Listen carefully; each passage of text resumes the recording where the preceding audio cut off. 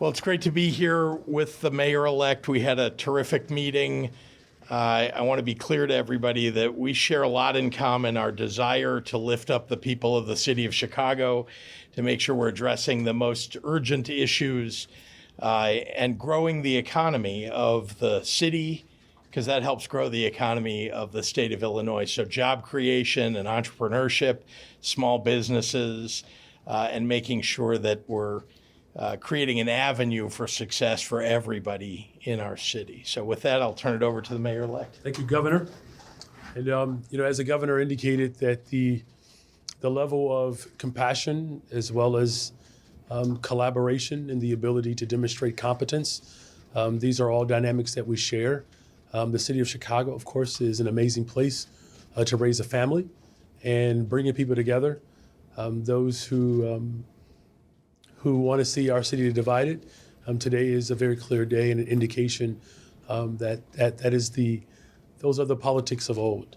And so I'm grateful that the governor has certainly re-emphasized his commitment to make sure that the city of Chicago maintains its status as a world-class city by investing in the neighborhoods that, quite frankly, have been short for too long. And so I'm very much impressed by the governor's compassion and love, and it's great to have a real partner to not only rebuild our city, but to make sure that individuals who wish to be small business owners and larger corporations can actually have a city that works and an entire body of government at every single level that's willing to work together. So thank you very much.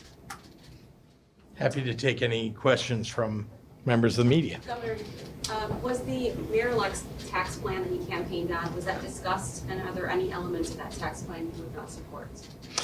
We did not discuss that in this meeting, and what we did discuss was, of course, making sure that the city of Chicago is able to balance its budget, and the state of Illinois too, and that we share that challenge in common at all times. Are there any elements that you don't support, though?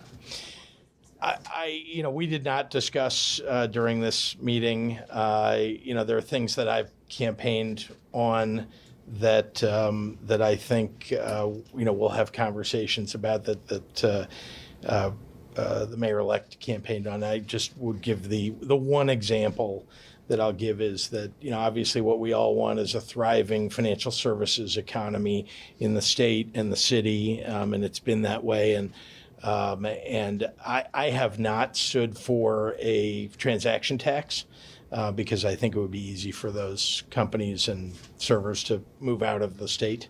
But I do know that the challenge of finding balance between expenditures and revenue is not lost on me. I came into a difficult situation, and I know the mayor-elect similarly wants very much to serve the people of Chicago properly and balance the budget at the same time. Governor, depending on who we talk to, you and the General Assembly may have to sign off on an aviation fuel tax increase that the mayor-elect has proposed. Good idea, bad idea? We haven't talked about any of those issues, but I will say the General Assembly, of course, is in full force. They're in session, and I know that the mayor-elect intends to have dialogue with leaders in the General Assembly to talk about those things and more. Mayor-elect, one of the things Mayor Lightfoot wanted to get done when she first came into office that she didn't get done was the real estate transfer tax. Is that something that you want the legislature to get done this spring? And Governor, is that something that you support? Again, the budget plan that I have proposed, deals with the structural challenges that the city of Chicago has been facing. And, the reliance upon property taxes have left a lot of families in economic turmoil and despair. But we also recognize that the governor and I are committed to making investments in communities that need it. We did not have a full conversation about the entire budget plan, and I'm very much committed to working with the General Assembly and the Office of the Governor to ensure that it gets. I'm sorry. Yeah, I just want to finish that statement first, that I'm definitely committed to working with the General Assembly as well as the Governor to ensure that those critical investments take place. Does that need to be done this spring, the Jacker tax? There's certainly an urgency that the city of Chicago has, and we recognize that there is a process in order to get things done. Look, the bottom line is this: the governor and I are committed to not just uniting the city of Chicago, but the state of Illinois. We both are committed to making sure that working people can live and thrive and grow in the city of Chicago. And that's a great day for our state, and certainly a great day for our city. Gentlemen, could you talk about bringing the DNC to Chicago and working together to make that happen? Always happy to talk about that. The best convention that anyone could have would be here in the city of Chicago. We've worked hard to make sure that we're communicating that to all of the folks at the DNC as well as at the White House. I think we've done that, and we've been successful at getting our points across.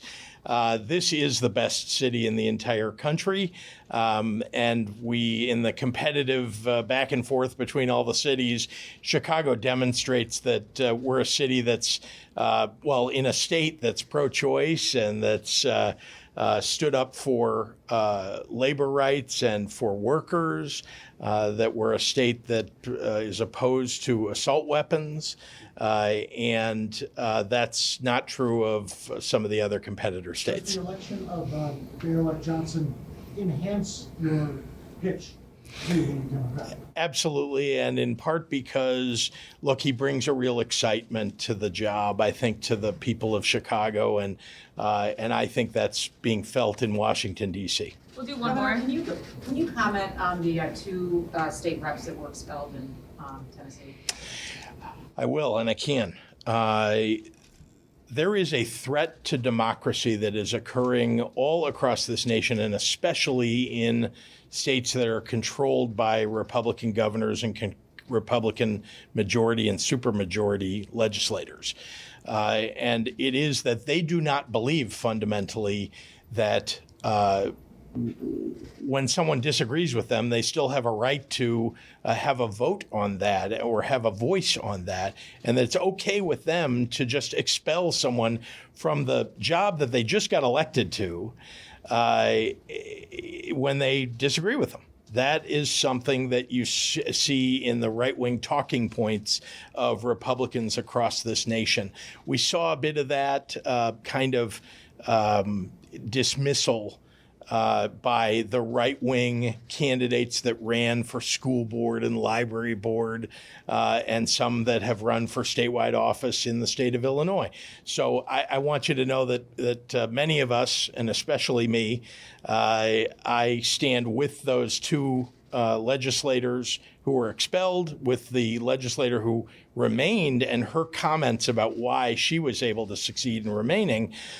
This is a problem across the nation, but Tennessee demonstrated that there is still a tinge of racism that exists in the state of Tennessee, and it was demonstrated there. Republicans in Madison are reportedly talking about impeaching the woman that you made a huge contribution to. What if they were to move forward with that? What would be your response? Yet another demonstration of the Republicans' desire to simply ignore democratic values, and I'm talking about little d democracy, and the idea that they want to toss somebody out who just got elected, who trounced her opponent by 11 points in a Democratic election, in a little d Democratic election.